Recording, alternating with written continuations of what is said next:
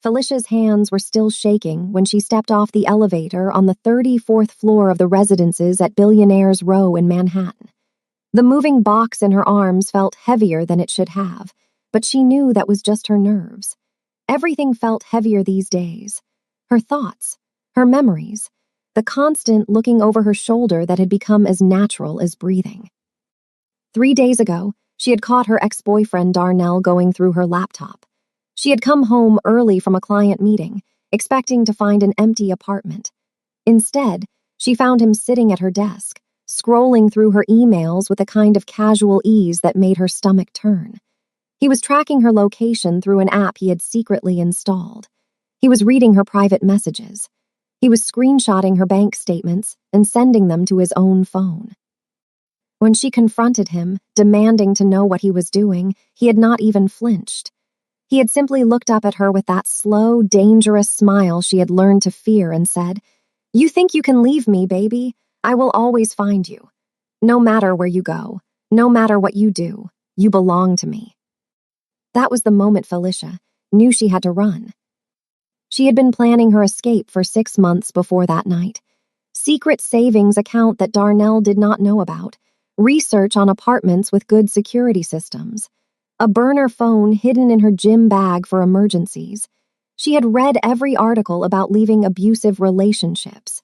She had memorized the steps. She had prepared for this moment.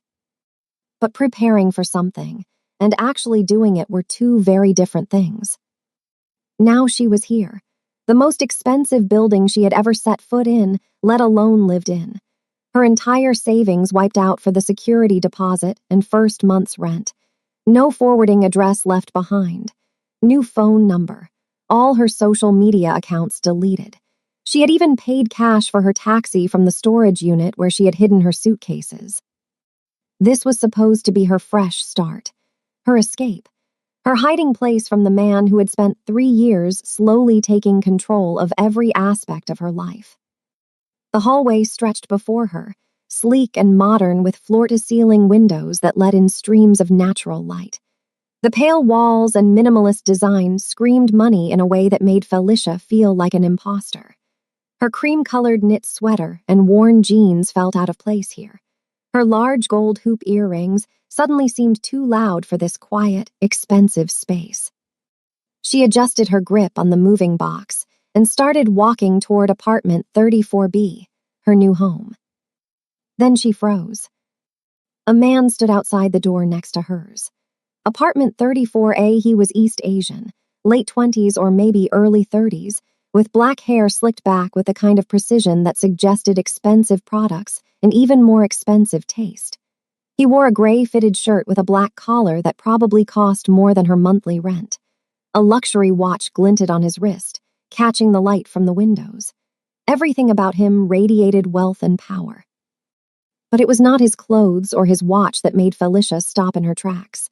It was the way he held himself, perfectly still, perfectly composed, with an air of authority and calculated calm that reminded her of a predator at rest. He had the kind of stillness that powerful men have, the kind that said he had never run from anything in his life, the kind that said he was used to being in control of every situation he walked into. His dark eyes locked onto hers, and Felicia felt something shift in her chest. She could not look away. He studied her with an intensity that should have made her uncomfortable. His gaze moved from her face to the box in her arms to the keys clutched in her trembling fingers. He took in every detail with a kind of observation that suggested he was cataloging information for later use. "New neighbor," he said finally. His voice was low and controlled, with the faintest accent she could not quite place. It was not a question. Felicia swallowed hard. "Just moving in." He tilted his head slightly, like she was a puzzle he intended to solve. His expression gave nothing away. No warmth, no hostility, just that intense, observant gaze that seemed to see right through her. "Welcome to the building, then." He did not smile. He did not look away. He simply watched her stand there, frozen in the hallway like a deer caught in headlights. Felicia hated how vulnerable she felt under his stare. She hated how her heart was racing and her palms were sweating against the cardboard box. She hated how breathless and nervous she sounded when she finally managed to mumble a thank you. She fumbled with her keys for what felt like an eternity. Her hands were shaking so badly that she dropped them twice. Each time, she felt his eyes on her back, watching her struggle with the lock. When she finally got the door open, she practically threw herself inside and slammed it shut behind her. Felicia pressed her back against the door and tried to catch her breath. Her heart was pounding so hard she could hear it in her ears. What was that? She did not know who that man was. She did not know anything about him except that he lived next door and looked at her like he could see every secret she was trying to hide. And something about him made her pulse skip in a way she could not explain. Not fear exactly. Something deeper. Something she could not name. She had come here to disappear. But the man next door looked at her like she was already found. Before we continue with this story, I need you to do something for me. I pour my heart into these stories, and it genuinely hurts when people watch without subscribing. Please, just take 1 second and subscribe. It's free, and it means the world to me. Also, drop a comment telling me your favorite part of the story and tell me where you're watching from as well. Now, let's continue. What Felicia did not know, what she could not possibly have known, was that the man standing in the hallway was far more dangerous than any ex-boyfriend she was running from. His name was Kang Min. In the daylight hours, he was the CEO of Horizon Pacific Imports, a legitimate import-export company worth over $2 billion. He appeared in Forbes articles and business magazines. He attended charity events and high-profile conferences. He was the kind of success story that people admired from a distance. But when the sun went down, Kang Min was something else entirely. He controlled one of the most powerful Korean crime syndicates operating on American soil. His territory stretched from Manhattan to Los Angeles. His network ran deeper than the FBI could trace. He had connections in every major port, every financial institution, every corner of the underworld where power and money exchanged hands. He was not a man who paid attention to neighbors. He was not a man who noticed the people around him unless they were useful or threatening. His life was too complicated, too dangerous for casual acquaintances and small talk in hallways. But something about the woman he had just encountered made him pause. Kang Min stepped into his own apartment, but he did not close the door immediately. Instead, he stood in the doorway, thinking about what he had observed. The way she clutched that moving box like it was the only thing keeping her grounded. The way she looked over her shoulder before entering her apartment, as if expecting someone to be following her. The fear in her eyes that she was trying so hard to hide. And most importantly, the bruise on her wrist that her sweater's sleeve almost covered. Almost. Someone was hunting her. Kang Min closed his door and pulled out his phone. He dialed his second-in-command, a man named Jun Ho who had been with him since they were teenagers in Seoul. "I need you to run a background check," he said quietly, his voice carrying the authority of a man used to being obeyed without question. "The new tenant in 34B, I want everything. Family, employment, relationships, legal history, social media presence, everything. And I want it tonight." Jun Ho did not ask why. He never did. Consider it done. Kang Min ended the call and walked to his window. His penthouse offered a stunning view of Central Park and the Manhattan skyline beyond. He had stood at this window 1,000 times, thinking about deals and enemies and the endless chess game of running an empire. Tonight, he was thinking about a woman with fear in her eyes and a bruise on her wrist. He did not know why he was curious. He did not know why he cared. But he had a policy about predators who thought they could operate in his territory. He dealt with them personally. The next morning, Felicia woke up in her new apartment and took a moment to remember where she was. The ceiling was unfamiliar. The sounds were different. For 3 years, she had woken up next to Darnell, always aware of his breathing, always careful not to disturb him before he was ready to wake. Old habits died hard. But Darnell was not here. She was alone. And for the first time in longer than she could remember, that felt like a blessing rather than a curse. She spent the morning unpacking her life into the two-bedroom apartment that had cost her everything she had. It was not much. 2 suitcases of clothes, a box of books and keepsakes, her laptop and the freelance graphic design business she had built from nothing. The essentials of a life stripped down to what she could carry when running for her survival. Felicia was 26 years old. She had grown up in foster care in Newark, New Jersey, bouncing from home to home until she aged out of the system at 18. No family to call when things got hard. No safety net to catch her when she fell. Everything she had built herself. Her graphic design skills, her client list, her reputation as someone who delivered quality work on time. And then Darnell had come along and slowly, methodically, taken it all apart. It started with small things, as it always does. Checking her phone when she was in the shower, asking where she was every hour, getting upset when she spent time with friends instead of him. She told herself it was because he loved her. She told herself it was just protectiveness. She told herself that she was lucky to have someone who cared so much. By the time she realized it was not love but control, she was already trapped. He had isolated her from everyone who cared about her. He monitored her emails and her texts. He showed up at her client meetings unannounced to surprise her. He controlled the finances and made her account for every dollar she spent. And when she tried to push back, he reminded her that she was alone in the world. No family, no real friends anymore, just him. What would she do without him? Where would she go? The night she caught him installing tracking software on her laptop was the night she finally saw the truth clearly. He did not love her. He owned her, and he would never let her go willingly. So she had stopped asking for permission and started planning her escape. Now she was here, alone, free, terrified. But free was more important than terrified. She had to keep reminding herself of that. Meanwhile, in the penthouse apartment next door, Kang Min sat in his home office, reviewing the background check that Jun Ho had delivered an hour ago. Felicia Monroe, age 26, freelance graphic designer, no criminal record, no family to speak of, grew up in the foster care system in New Jersey, built a successful small business through talent and determination. The kind of American dream story that made for good press. But it was the relationship section of the report that held Kang Min's attention. Ex-boyfriend, Darnell Pierce, age 31, self-employed business consultant with a history that did not hold up under scrutiny.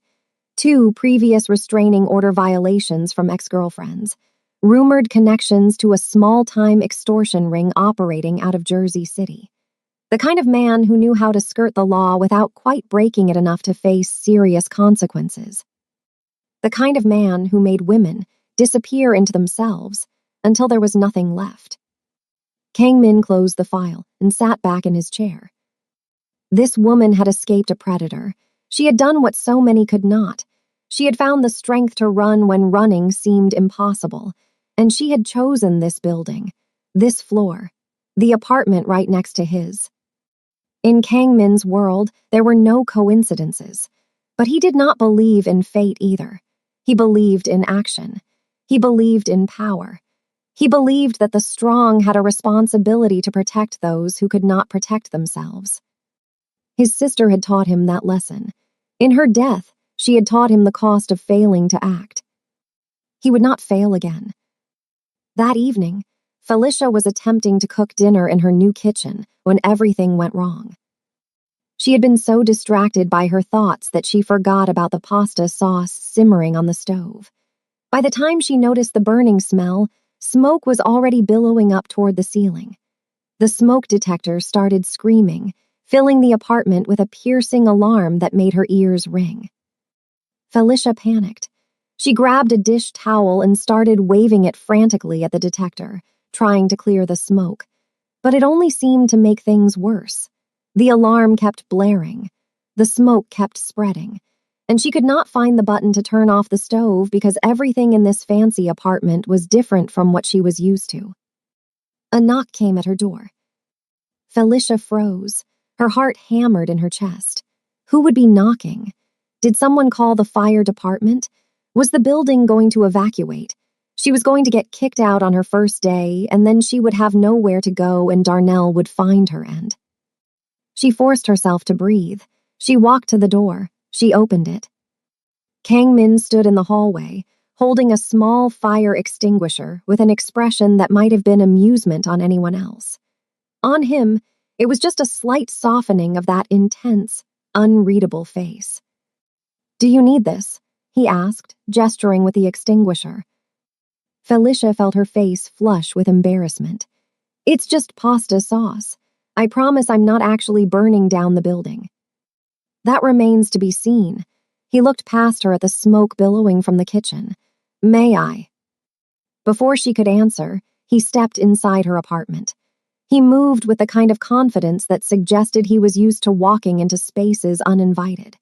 Before she could protest, he was in her kitchen, calmly locating the control panel for her stove and turning it off. He opened the window with practiced ease, letting the cool Manhattan air flow in. The smoke began to dissipate. Felicia stood frozen in the doorway of her own kitchen, watching this stranger take control of the situation. Part of her knew she should be alarmed. A man she did not know was in her apartment. Every instinct that Darnell had drilled into her over 3 years screamed that this was dangerous, that she should tell him to leave, that she should not trust anyone. But there was something about the way Kang Min moved. Calm, efficient, like he was solving a minor inconvenience rather than invading her space. He did not look at her with the possessive hunger that Darnell always had. He did not make her feel small or stupid for making a mistake. He just fixed the problem, and then turned to face her with that same unreadable expression. "You should invest in a better exhaust fan," he said. "This building has old ventilation on this floor. The construction was supposed to update it, but the project was delayed. I can speak to building management if you would like." Felicia blinked. Thank you, I'll keep that in mind." He walked toward the door, his footsteps silent on the hardwood floor. Then he paused, turning back to look at her. "Kang Min," he said, "since we are neighbors, you should know my name." "Felicia," she replied, then immediately wished she had not. She was supposed to be hiding. She was not supposed to be giving her name to strangers, no matter how helpful they seemed. But Kang Min just nodded like he already knew. "I know." And then he was gone, closing the door quietly behind him, leaving Felicia standing in her smoky kitchen with more questions than answers. She cleaned up the mess from her disastrous dinner attempt and ordered takeout instead. But as she ate her Chinese food alone in her new apartment, she could not stop thinking about her neighbor. He had been in her apartment. He had handled her small emergency like it was nothing. He knew her name without her telling him. And something about the way he moved, the way he watched her, made her feel things she had not felt in years. She should be terrified.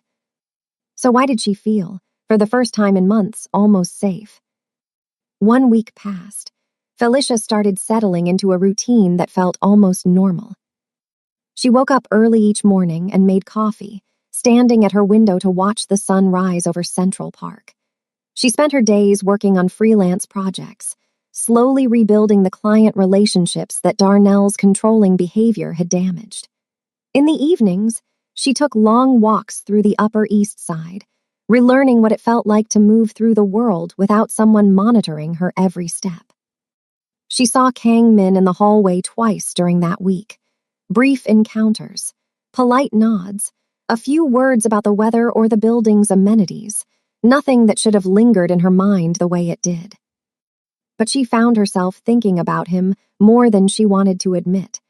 The way he held himself with such stillness.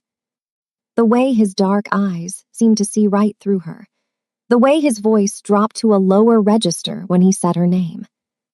She told herself it was just because he was attractive. She told herself it was just because he had been kind to her when she needed help. She told herself it meant nothing.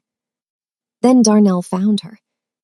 It started with an email to her new work account, the one she had created specifically for her fresh start, using a variation of her middle name and a new domain.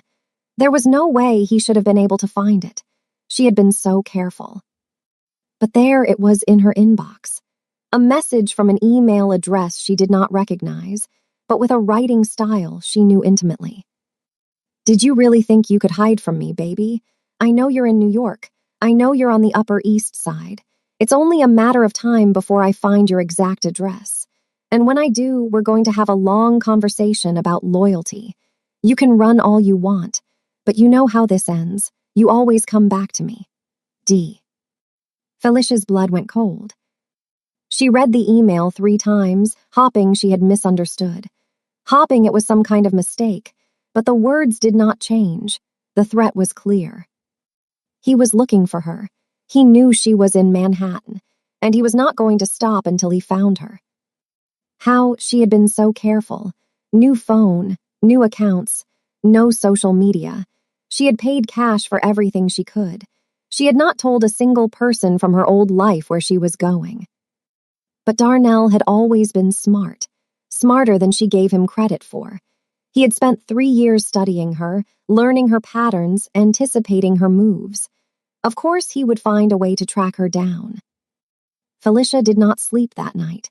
She lay in bed staring at the ceiling, jumping at every sound, convinced that Darnell was going to come bursting through her door at any moment. By morning, she was exhausted and terrified and furious at herself for thinking she could ever really escape. Kang Min noticed the change in her immediately. He was leaving for a business meeting when he saw Felicia emerge from her apartment. Her eyes were shadowed with dark circles. Her hands trembled as she locked her door. She jumped when the elevator dinged, her whole body tensing like she expected an attack. She looked over her shoulder 3 times before stepping into the elevator. She did not see him watching from his doorway. Someone had made contact. Kang Min waited until she was gone, then returned to his apartment. He pulled up the building's security footage from the past 24 hours on his private system, one he had installed himself that the building management knew nothing about. Every camera in the building fed into his network. Every entrance and exit was monitored by his people. Nothing unusual in the footage. No visitors to her door, no suspicious activity in the hallways, but he noticed something else. A car parked across the street for 6 hours yesterday. New Jersey plates. A dark sedan that had no business sitting in that spot for that long. Kang Min ran the plates through his contacts in law enforcement. The car was registered to a company that did not exist, which meant it was registered by someone who knew how to hide their tracks, but not well enough. His people traced the company back to a P.O. box in Jersey City, the same neighborhood where Darnell Pierce had his so-called consulting business. The same car appeared in the background of Darnell's social media photos. Kang Min made a call. "I need everything you can find on Darnell Pierce," he said to Junho. "Where he works, where he sleeps, who he talks to. Every move he makes, I want to know about it, and put a tail on him. If he comes within 10 blocks of this building, I want to know immediately." Junho hesitated. This is about the neighbor, the new woman.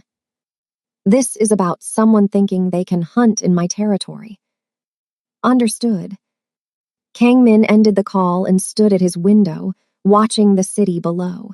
He thought about his sister again, about the boyfriend who had seemed so charming at first, about the warning signs they had all missed until it was too late. He would not miss them this time. That evening, Felicia found a small package outside her door. She froze when she saw it, her mind immediately jumping to the worst possibilities. A threat from Darnell, something dangerous, something designed to hurt her. But the package was too small and neatly wrapped to be threatening. She picked it up cautiously and brought it inside. No return address, no postage stamps. Someone had left it directly at her door. Inside was a personal safety alarm, small enough to fit on a keychain, sleek and modern in design, and a handwritten note with neat, precise handwriting that she recognized somehow. For your evening walks, the button triggers a 130 decibel alarm and sends a GPS alert to local authorities. Stay aware. KM. Felicia stared at the note for a long time. Her mysterious neighbor had given her a safety device. He had noticed that she took evening walks. He was paying attention to her habits, her routines, her movements through the world. She should be creeped out. She should be terrified that yet another man was watching her, tracking her, making himself part of her life without her permission. But somehow this felt different. This did not feel like Darnell's suffocating surveillance. This felt like protection, like someone actually cared whether she was safe. Felicia clipped the alarm to her keychain and felt the knot in her chest loosen just slightly. That night, she finally slept. 2 weeks into her new life, Felicia made a friend. The building concierge was a woman named Rosa who had worked at the residences for over 15 years. She knew everyone and everything that happened in the building, and she loved to talk. Felicia started stopping by the front desk each morning to chat. It was nice to have a friendly face. Nice to have someone who smiled at her and asked how she was settling in. Nice to feel like she was building connections again after Darnell had isolated her from everyone. One morning, their conversation turned to the other residents in the building. "You're lucky, you know," Rosa said, leaning forward conspiratorially. "You got the apartment next to Mr. Kang." Felicia felt her cheeks warm. "Kangman, my neighbor." "That's the one, very private man, very important. You know, they say he runs half of Manhattan's shipping industry. His company is worth billions. Billions? Can you imagine?" Rosa shook her head in wonder. "He seems nice," Felicia said, thinking about the fire extinguisher and the safety alarm. Rosa lowered her voice. "Between you and me, honey, some people say he's connected. Like connected, Korean Mafia connected." She held up her hands. "I don't know anything for sure, you understand, just rumors. But he's always been polite to me, so I don't ask questions. In this city, sometimes it's better not to know." Felicia laughed nervously. "Mafia, that sounds like a movie." Rosa shrugged. "This is New York, honey. Stranger things have happened. You just keep being polite to him, and I'm sure you'll be fine.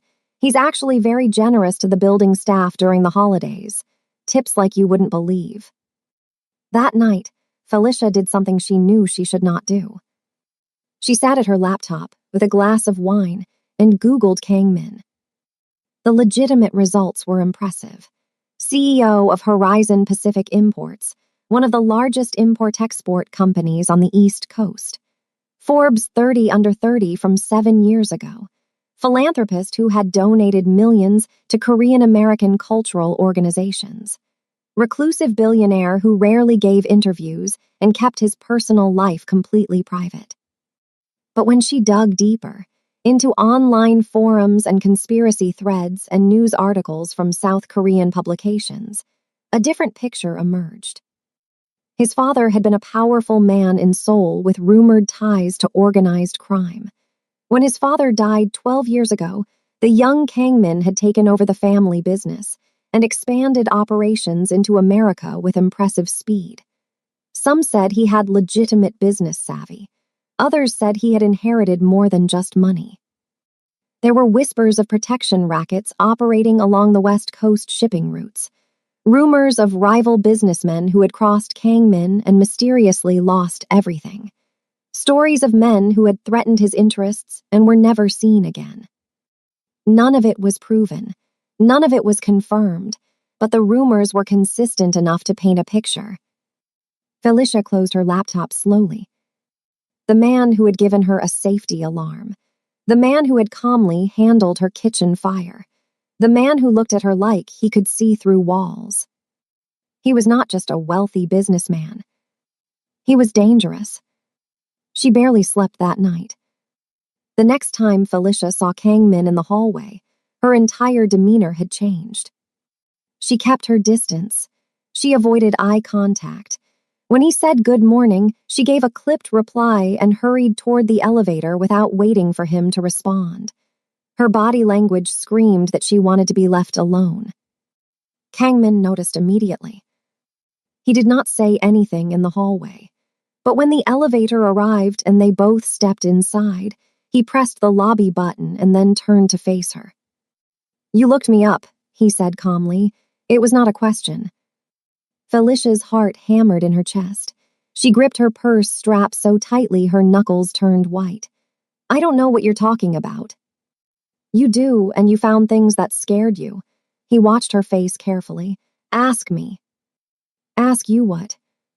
"Whatever you want to know." The elevator descended in silence. Felicia's mind raced with possibilities. This was insane. She was alone in an elevator with a man who might be a crime boss. She should be screaming for help. She should be pressing the emergency button. She should be running as far and as fast as she could.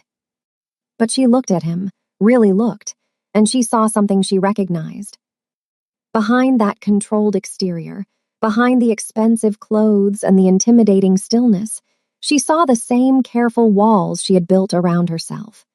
The same guarded expression she wore when she did not want anyone to see how afraid she was. The same calculated distance that came from a lifetime of protecting yourself from harm. He was not so different from her. He was just better at hiding it. "Are you going to hurt me?" she finally asked, her voice barely above a whisper. Kangmin turned to face her fully. His dark eyes held hers without flinching. "I have never hurt someone who did not deserve it," he said quietly. "And you, Felicia Monroe, have done nothing to deserve anything but protection." The elevator doors opened to the lobby. Kangmin stepped out, then paused and looked back at her. "Your ex-boyfriend hired someone to follow you," he said, as casually as if he were mentioning the weather. "A private investigator with a criminal record and no ethics. I dealt with it. The man has been encouraged to find a new line of work in a different state." Felicia felt the blood drain from her face. "You're welcome," Kangmin added. And then he walked away, disappearing through the lobby doors and into a black car that was waiting for him at the curb. Felicia stood frozen in the elevator until the doors started to close. She stumbled out into the lobby, her mind reeling. He knew about Darnell. He knew about the stalking, and he had done something about it without even telling her. She should be furious. She should be terrified. She should be running to the police to report that her neighbor was apparently conducting vigilante justice on her behalf. But all she could think was, someone is finally on my side. Felicia did not believe Kangmin's claims until she saw the news report 2 days later. A man named Vincent Crawley had been arrested in Manhattan for stalking and illegal surveillance. According to the report, police had received an anonymous tip that led them to Crawley's apartment, where they found evidence of multiple stalking operations targeting vulnerable women. In his possession were photographs of Felicia entering her building, detailed notes about her schedule, and text messages from someone saved in his phone as DP. Darnell Pierce. He had hired someone to stalk her, and that someone was now in jail. Felicia watched the report 3 times, waiting for the relief to wash over her. But all she felt was the cold realization of how close Darnell had gotten, how much he already knew about her new life, how little time she had before he found her exact address. The charges against Crawley were unlikely to stick long-term. The evidence had been anonymously submitted in ways that made it legally complicated. But for now, at least, the man who had been tracking her was off the streets. And she knew exactly who was responsible. That evening, Felicia stood outside Kangmin's door for 10 minutes before she finally worked up the courage to knock. He answered immediately, like he had been expecting her. He was dressed more casually than she had ever seen him. Black t-shirt that showed off arms more muscular than his business attire had suggested. Gray sweatpants, feet bare on the hardwood floor. He looked almost human like this, almost approachable. "You got him arrested," she said. "I got him off the streets," Kangmin replied. The arrest was a bonus. Why? Why do you care what happens to me? He studied her for a long moment. His expression gave nothing away, but something in his eyes shifted. Softened, maybe, or opened. Come in, he said, stepping aside. I think we need to have a real conversation. Felicia hesitated. Every instinct she had told her this was a bad idea. You do not walk into a crime boss's apartment, no matter how helpful he has been. You do not trust men who operate outside the law, no matter how handsome they are. But she stepped inside anyway. His apartment was stunning. 3 times the size of hers, at least, with floor-to-ceiling windows that offered a panoramic view of Manhattan. The decor was minimalist and expensive. Clean lines, neutral colors, original artwork on the walls that probably cost more than she would make in a lifetime. But what caught Felicia's attention was a small shelf in the corner of the living room. 3 photographs in simple frames. A woman who looked like an older version of Kangmin, with the same strong features and dark eyes. A man with a stern face and kind eyes. And a young girl, maybe 7 or 8 years old, grinning at the camera with uninhibited joy. My mother, Kangmin said, following her gaze. He came to stand beside her close enough that she could smell his cologne, something expensive and subtle. My father and my sister. You have a sister. Had. The word hung in the air between them. Felicia turned to look at him and saw something crack in that carefully controlled exterior. Pain, old and deep and never fully healed. She was killed 12 years ago, Kangmin continued, his voice flat. She was 19, I was 23. She had been dating a man who seemed perfect at first, charming, attentive, everything a girl could want. But when she tried to end the relationship, he became someone else, possessive, threatening. He started following her, showing up at her apartment uninvited, calling her dozens of times a day. Felicia felt her throat tighten. She knew this story. She was living this story. We did not know how bad it was, Kangmin said. Jae-young was proud. She did not want to worry the family. She thought she could handle it herself. He paused. By the time I found out what was happening, it was too late. What happened to him? Felicia whispered. Kangmin was silent for a long moment. He is no longer a problem. That is all I will say. Felicia should have been horrified. She should have been terrified that she was standing next to a man who had likely done something terrible in the name of vengeance. But all she felt was a strange kinship. He understood. He understood in a way that no one else in her life ever had.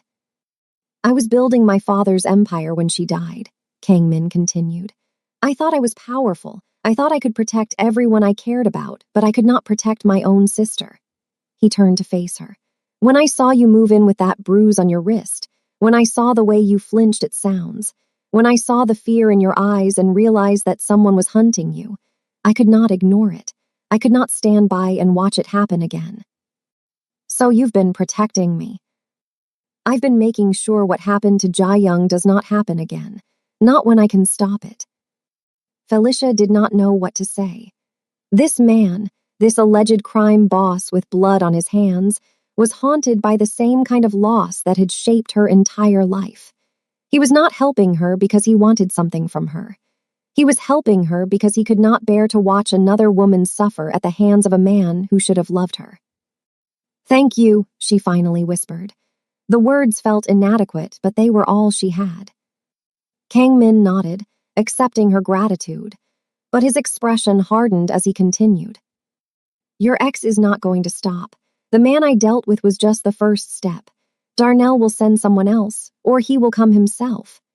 His dark eyes held hers with an intensity that made her shiver. And when he does, I will end this permanently, not with violence unless violence is required, but with the resources I have at my disposal. When I am finished, he will never threaten you again. Felicia believed him. And for the first time, since she had run from Darnell, she believed she might actually survive this. 1 month into her new life, Felicia received a delivery that made her blood run cold. It was waiting at her door when she came home from a client meeting, a bouquet of flowers in a black vase, black roses, 12 of them. No card, but she did not need one to know who had sent them. Black roses were Dunall's signature. He had sent them after every argument, after every threat, after every time she had tried to pull away from him. They were his way of saying, I see you. I know what you did. I'm not happy about it. They were his version of an apology that was really a warning. I found you, these flowers said. I know where you live, and I'm coming. Falashah's hands were shaking so badly she could barely get her phone out of her purse. She called the only number that felt safe. Kung Mun answered on the first ring. He knows where I am, she said, her voice cracking. He sent flowers, black roses. He's found my address. There was a pause on the other end of the line. When Kung Mun spoke, his voice was calm and controlled, but there was steel beneath the surface. I know. My people intercepted his flight confirmation this morning. He lands in New York tomorrow at 8 a.m. Falashah felt the floor tilt beneath her feet. He's coming here. He's actually coming. Yes, but I need you to listen to me carefully. You are not going to run. You are not going to hide. You are going to stay in your apartment, lock the doors, and let me handle this. I'm not going to hide while you. Falashah, his voice was firm, cutting through her panic. I have resources you cannot imagine. I have people who specialize in making problems disappear without violence. I have contingency plans for situations exactly like this. Let me do what I do. Let me protect you. She wanted to argue. She wanted to handle this herself, the way she had handled everything else in her life. She was tired of being the victim. She was tired of letting men control her circumstances, even if this particular man was trying to help. But she was also exhausted. 3 years of surviving Dunall alone, 6 months of planning her escape, 1 month of thinking she was finally free.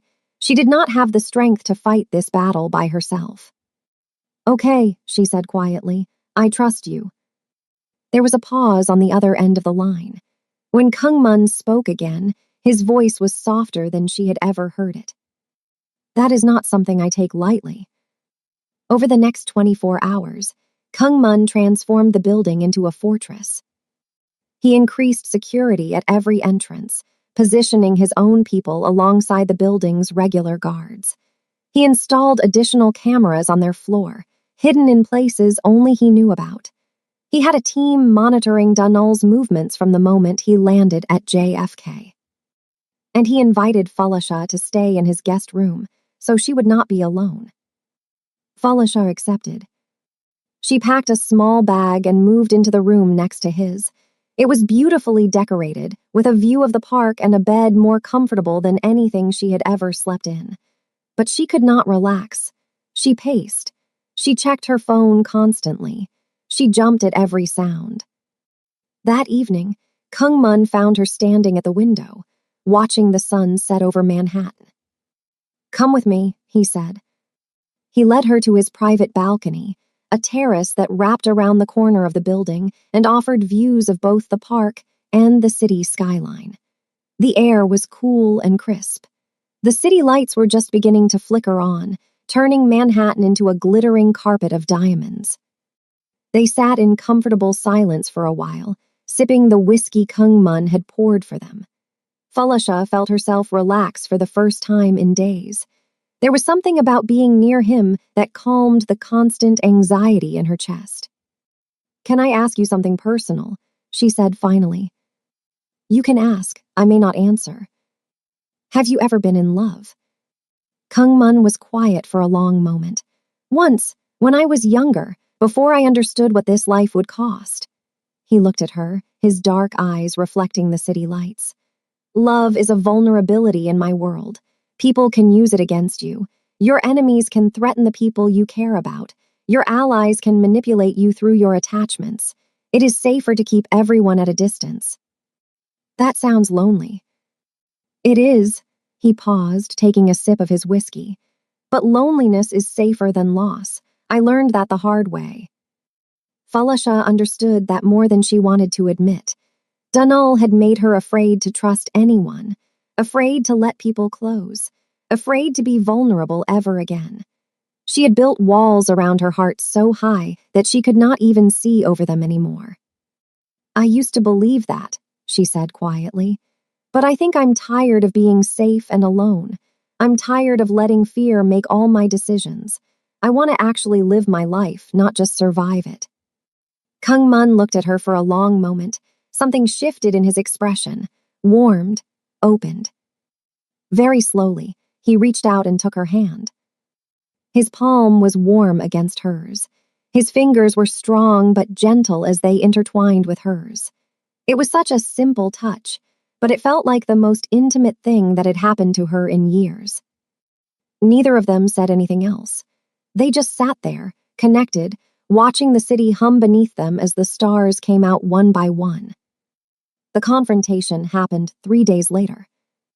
Kung Mun's team had been tracking Dunol's movements since he arrived in New York. He was staying at a cheap hotel in Midtown, meeting with shady contacts, trying to gather information about Fulla Shah's exact location. He had hired another private investigator, but Kung Mun's people had intercepted him before he could do any damage. Dunol was getting desperate, and desperate men did stupid things. He must have realized that his usual tactics were not working. The men he hired kept disappearing or changing their minds. His contacts in the city were suddenly unwilling to help him. It was like an invisible wall had gone up around Fulla Shah, and he could not figure out how to get through it. So he decided to try a different approach. Fulla Shah received a text message from an unknown number claiming to be from the NYPD. "Your apartment was broken into last night. You need to come to the 19th precinct immediately to file a report and identify missing items." She showed the message to Kung Mun instead of responding. "He's trying to lure you out of the building," Kung Mun said, "which means he's getting desperate." "What do we do?" Kung Mun smiled, but it did not reach his eyes. It was the smile of a predator who had just spotted his prey. "We give him what he wants, just not in the way he expects." The plan was simple. Fulla Shah would appear to leave the building, drawing Dunol out of hiding. But she would be surrounded by Kung Mun's people, invisible in the crowd, but ready to act the moment Dunol made a move. The goal was to catch him in the act of threatening or approaching her, giving them legitimate grounds to involve the police and get a real restraining order with teeth. Everything went according to plan, until it did not. Dunol was smarter than they anticipated. He had not survived this long by being predictable. Instead of approaching Fulla Shah himself, he had brought backup. 3 men from his Jersey City crew who owed him favors. Hard men with criminal records and nothing to lose. The moment Fulla Shah stepped outside the building, they moved to intercept her. But Kung Mun had prepared for that too. His men materialized out of the crowd like ghosts, professional, efficient, trained in ways that suggested military or worse. Dunol's backup did not stand a chance. Within seconds, all 3 men were on the ground, zip-tied and disoriented, as Kung Mun's team melted back into the shadows. Dunol, seeing his plan crumble, tried to run. But Kung Mun was faster. He caught Dunol 2 blocks away, in an alley between 2 buildings where the security cameras conveniently did not reach. Kung Mun slammed him against the brick wall and pinned him there with one arm, his face inches from Dunol's. "You are going to listen very carefully," Kung Mun said. His voice was quiet, almost conversational, but there was something beneath it that made Dunol's face go pale. "The woman you have been stalking is under my protection. She is not your property. She is not your girlfriend. She is not someone you can threaten and control. She is a human being who has done nothing wrong except try to escape from you." "You don't know who you're messing with," Dunol snarled, trying to sound tough, but his voice cracked. "I know exactly who you are, Dunol Pierce. I know about the women you've terrorized before Fulla Shah. I know about the restraining orders you violated. I know about your little extortion ring in Jersey City and the money you've been skimming from your partners. I know everything." Darnell's face went from pale to white. "If you come near Felicia again," Kang Min continued, If you send anyone near her, if you so much as think her name, I will dismantle your life piece by piece. Your money, your friends, your reputation, your freedom. I will take everything you have ever valued and burn it to ash. And then, when you have nothing left, I will make sure you spend the rest of your life in a cell for every crime you have committed, every woman you terrorized, every law you broke thinking you were untouchable. You can't. I already have evidence on my desk that ties you to extortion, stalking, wire fraud, and conspiracy. One phone call and it goes to the FBI. Another phone call and it goes to every news outlet in the country. Your choice. Darnell's bravado crumbled completely. He was shaking now, tears starting to form in his eyes. Stay away from Felicia, Kangmin said, releasing him with a shove that sent him stumbling backward. Stay away from New York, and if I ever hear your name again, there will be no second warning. Do you understand? Darnell nodded frantically. Say it. I understand. I'll stay away. I won't bother her again. Good, Kangmin stepped back. Now run. Darnell ran. In the weeks that followed, Felicia's life transformed in ways she had never imagined possible. Darnell kept his word. He disappeared from New York within 24 hours, moving to Florida and selling his business. He was terrified to even mention Felicia's name, according to the people Kangmin had watching him. The evidence Kangmin had gathered was sent anonymously to the appropriate authorities, resulting in investigations into Darnell's past crimes. 2 of his previous victims came forward with their own stories when they heard he was under investigation. Felicia watched the news coverage with tears streaming down her face. For 3 years, she had lived in fear. For 6 months, she had planned her escape. For 1 month, she had been running. And now, finally, it was over. She was free, not just in body, but in spirit. The fear that had lived in her chest began to loosen. The constant vigilance relaxed. She started sleeping through the night without waking up in a panic. She started laughing at things that were funny instead of forcing smiles she did not feel. She reached out to old friends she had lost during her relationship with Darnell. Some of them had moved on, but others welcomed her back with open arms, relieved to finally understand what had happened to her. She rebuilt connections she thought were gone forever. She took on bigger freelance clients, confident enough now to pitch her services to major companies. Her business started growing. Her bank account started filling. She was building something real, something sustainable, something that belonged entirely to her. And she started writing, a blog about surviving coercive control. Anonymous at first, because old fears died hard, but her words resonated with people. Thousands of people who had experienced what she had experienced. Thousands of people who needed to know they were not alone. She was not just surviving anymore. She was thriving. Kangmin watched her transformation from a distance. He was proud of what she was building, proud of her courage, proud of the strength she had found within herself. But he also felt something else, something he had not allowed himself to feel in years.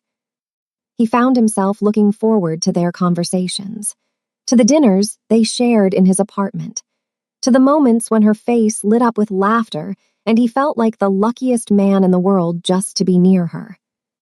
She made him want things he had given up on, a normal life, a real relationship, a future that was not defined by power and violence and the endless chess game of running an empire.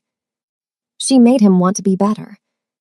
One evening, Felicia knocked on his door with takeout containers. "You've done so much for me," she said, pushing past him into his apartment. "The least I can do is feed you. I promise there's no risk of a fire this time. I learned my lesson." They ate together in his living room, surrounded by the city lights. They talked about everything. His sister and how her death still haunted him. Her childhood in foster care and how it had shaped her. His dreams of eventually stepping away from the criminal aspects of his business. Her dreams of starting a nonprofit for abuse survivors. They talked until the food was gone, and the wine bottles were empty, and the city outside the windows had gone quiet. At the end of the night, Felicia looked at him with an expression he could not quite read. I'm not afraid of what you are, she said softly.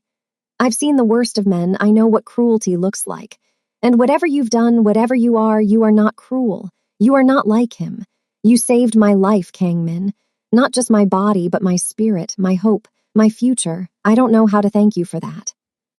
You don't have to thank me. I know I don't have to, but I want you to know. She paused, gathering her courage. I'm more afraid of what my life would be if you hadn't been next door, if I had moved into any other apartment in any other building. I would still be running. I would still be terrified. I would still be alone. Felicia, I know it's complicated. I know your life is dangerous. I know there are a million reasons why this is a bad idea. But I've spent years letting fear make my decisions. I don't want to do that anymore. I want to choose something, someone. And I choose you. Kang Min was silent for a long moment. His heart was pounding in a way it had not pounded in years. His carefully constructed walls were crumbling, and he could not find it in himself to rebuild them. He reached out and cupped her face with both hands. His touch was gentle, almost reverent, as if he was holding something infinitely precious. I will spend the rest of my life making sure no one ever hurts you again, he said. Not because I feel obligated, not because of my sister, but because somewhere along the way you became the most important person in my world, and I would burn down everything I've built to keep you safe. Felicia leaned forward and kissed him. It was soft at first, tentative, two damaged people finding their way to each other through the darkness. But then it deepened, and for the first time in years, neither of them felt alone. 1 year later, Felicia stood on the rooftop terrace of their building in Manhattan, watching the sun set over the city that had become her home. So much had changed in 12 months that she sometimes had trouble believing her life was real. Her nonprofit, Rising Free, had launched 6 months ago with funding from an anonymous donor. Kang Min thought he was being subtle, but Felicia had figured it out immediately. She did not mind. The money was going to a good cause, and his generosity was one of the many things she had come to love about him. Rising Free had already helped over 200 women escape abusive relationships and find safe housing.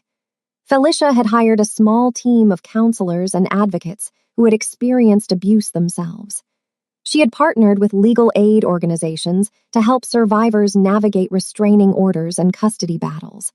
She had built something that mattered, something that would outlast her. Her blog had grown into a full platform with thousands of followers. She was no longer anonymous. She had started giving interviews, sharing her story publicly, becoming a voice for survivors who did not have the resources to speak for themselves. She had been featured in magazines and podcasts, and even a documentary about coercive control. And Darnell? He was in prison now. The investigations had uncovered enough evidence to put him away for years. 2 of his previous victims had testified against him. The man who had terrorized her for 3 years was finally facing consequences for his actions. Felicia had watched the verdict on television, surrounded by the women she had helped through Rising Free. They had cheered together, cried together, celebrated a victory that belonged to all of them. She was not a victim anymore. She was a survivor, a thriver, a warrior. And she owed so much of that to the man who had saved her life by simply living next door. Kang Min had changed too. Over the past year, he had begun the slow, difficult process of transitioning his organization away from illegal operations. It would take years, maybe decades, to fully disentangle himself from the criminal world his father had built. There were obligations and debts and relationships that could not be severed overnight. But he had started. He had hired legitimate business consultants to help him restructure Horizon Pacific Imports. He had begun distancing himself from the more dangerous aspects of his network. He was building something different, something cleaner, something he could be proud of. For her. For the future they had started to imagine together. Felicia made him want to be the kind of man who deserved her. And for the first time in his life, he was willing to do the work to become that man. Kang Min joined her on the rooftop, as the last rays of sunlight painted the sky in shades of orange and pink. He wrapped his arms around her from behind, pulling her close against his chest. "What are you thinking about?" he asked, his breath warm against her ear. "The day I moved in," she said softly. "I was so scared. I thought I was just hiding. I had no idea I was about to find everything I never knew I was looking for." "If you had known your neighbor was a crime boss, would you have moved in anyway?" Felicia laughed, the sound bright and free. "Probably not, which is why I'm glad I didn't know. The universe put me exactly where I needed to be, right next door to you." Kang Min smiled against her hair, a real smile, the kind she had spent months learning to draw out of him.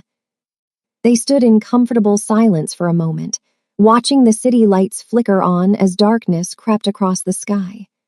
Manhattan spread out before them like a glittering promise, full of possibilities they had never imagined. Then Kang Min turned her to face him. His expression was serious, but there was warmth in his dark eyes that made her heart flutter. "Marry me," he said. Felicia's breath caught in her throat. "What?" "I know it's complicated. I know my life is still messy. I know there are challenges ahead that we can't even imagine yet, but I have never been more certain of anything in my life." He pulled out a small velvet box from his pocket. Inside was a ring that made her gasp, elegant and understated. A single diamond surrounded by smaller emeralds that sparkled like stars. "Marry me, Felicia. Let me spend the rest of my life loving you." Felicia looked at the ring. She looked at him. She thought about everything they had survived to get here. The fear, the danger, the darkness they had both carried for so long. And then she thought about the future, the life they could build together, the love that had grown between them against all odds. "Yes," she said, her voice cracking with emotion. 1,000 times yes. Kang Min's face split into the widest smile she had ever seen on him. He slipped the ring onto her finger, his hands steady even though she could see the emotion shimmering in his eyes. Then he pulled her close and kissed her with everything he had been holding back for years. Behind them, the Manhattan skyline glittered with promise. Ahead of them, a future neither of them had dared to dream stretched out like an open road. Felicia had moved into a new apartment to hide from her past. She had expected to find safety, maybe peace if she was lucky. She had found her forever instead. Thank you for watching to the end. Please remember to click the subscribe button and make sure you like this video, and tell me in the comments where you're watching from. Thank you.